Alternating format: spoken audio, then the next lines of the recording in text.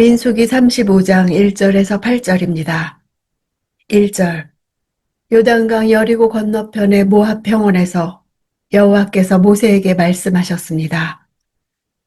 이스라엘 백성은 가나안을 앞에 두고 모압 평지에 도착한 후 출애굽 41년 1월 10일까지 약 8개월을 머물렀습니다.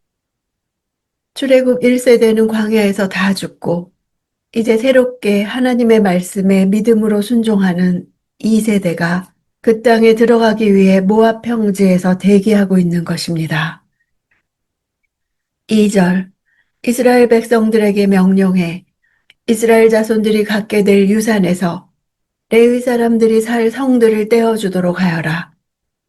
또한 그들에게 그 성들 주변의 목초지들도 주게 하여라. 레위인에게 거할 성과 가축을 먹일 땅을 주는 것은 권면이나 부탁이 아닌 이스라엘 백성이 반드시 지켜야 하는 하나님의 엄정한 명령이었습니다. 레위인은 영적인 지도자들로서 이스라엘 백성에게 하나님의 말씀을 가르치고 이스라엘을 대신하여 하나님을 섬겨야 할 중대한 소명을 받은 구별된 사람들이었습니다. 그렇기 때문에 하나님은 이스라엘 공동체로 하여금 레위인의 생계를 보장하고 그들이 자신의 역할을 차질 없이 수행할 수 있도록 지원을 명령하신 것입니다.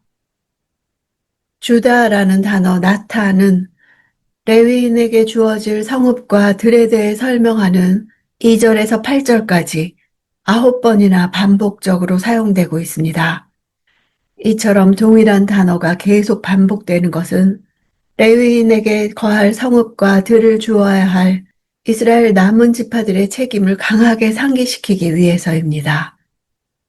만약 이스라엘 백성이 하나님의 명령에 순종하지 않고 레위인들에게 성읍과 들을 주지 않는다면 레위인들은 그들의 생계를 위한 특별한 대책을 마련할 수 없었습니다.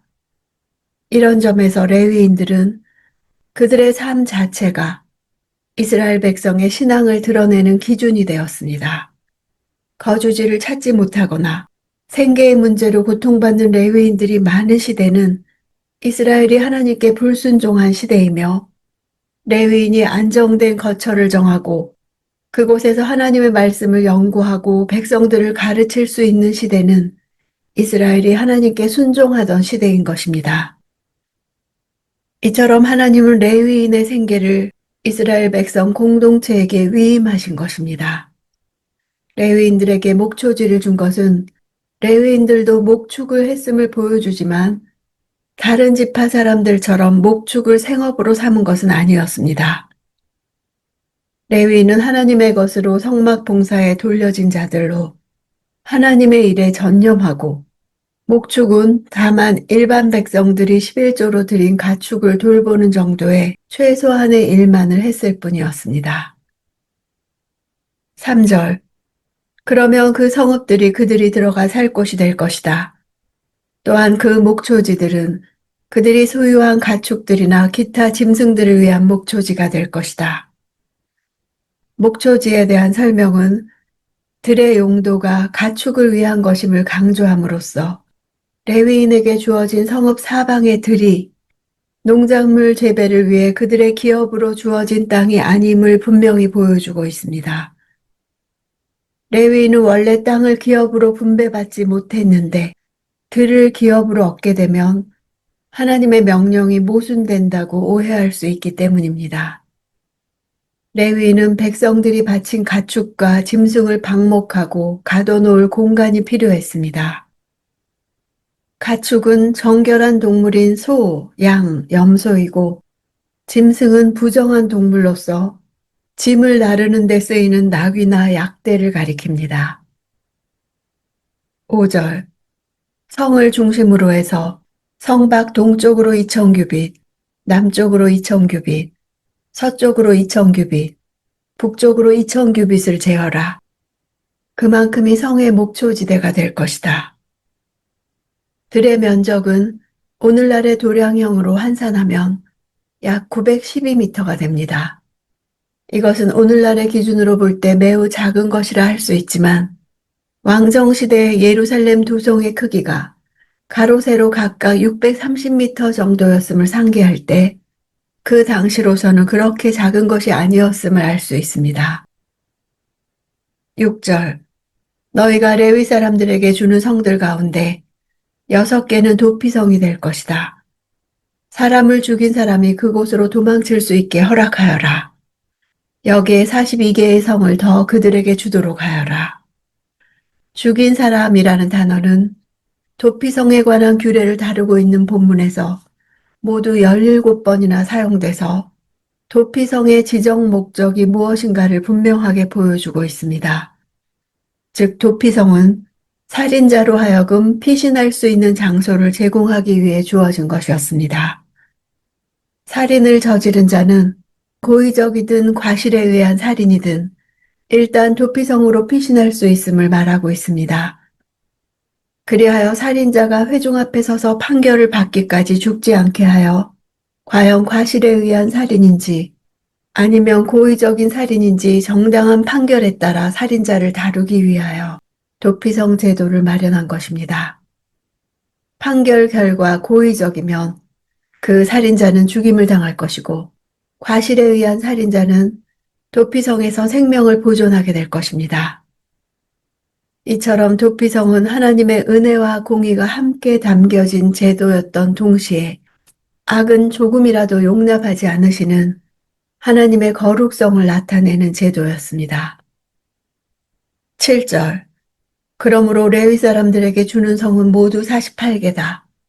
성과 그 주변 목초지를 함께 주어야 한다. 레위인에게 주어진 성읍들을 근거로 그들이 자립할 수 있었던 것은 아니었습니다.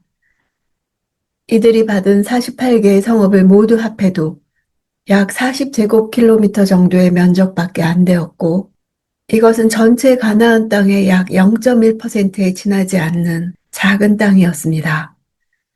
그러므로 전체 인구의 약 4%를 차지하는 레위인들을 부양하기에 그 성읍들은 너무 부족했습니다. 이것은 레위인의 생활이 다른 일반 백성들에게 의존하고 있음을 보여주는 것입니다. 그런 의미에서 레위인들의 생활은 곧 이스라엘 전체의 하나님을 향한 신앙이 어떠한지를 측정하는 척도가 되는 것입니다. 레위인들이 다른 지파들처럼 한 지역에 모여 살지 못하고 곳곳에 흩어져 살게 된 것은 야곱의 예언, 즉 레위를 향해 이스라엘 중에서 흩으리로다 한 저주의 예언이 그대로 성취된 것입니다. 그러나 레위 지파는 후에 이스라엘의 금송아지 우상숭배 사건 때 의로운 분노를 발하여 우상숭배하는 자들을 처단함으로써 여호와께 헌신하는 복을 얻게 되었습니다. 48개 성읍은 이러한 저주와 축복이 구체적으로 실현되는 과정을 보여줍니다. 레위 지파가 이스라엘 백성 중에서 흩어져 살게 되었으나 그들의 주거지를 보장받았고 또한 이러한 분산 거주는 레위 지파가 이스라엘의 신앙생활을 관장하는 데 효율적인 결과가 되었습니다. 하나님은 레위인들을 12지파가 있는 모든 곳에 흩어져서 살도록 하셨습니다. 그 이유는 이들의 섬김과 사역을 통하여 이스라엘 백성이 하나님의 거룩한 백성으로 살도록 교육시키는 그들의 거룩한 소명 때문이었습니다. 레위인들이 각 지파 안에서 하나님의 말씀을 가르치며 하나님께 나아갈 수 있도록 섬기는 모델이 되라는 것이었습니다.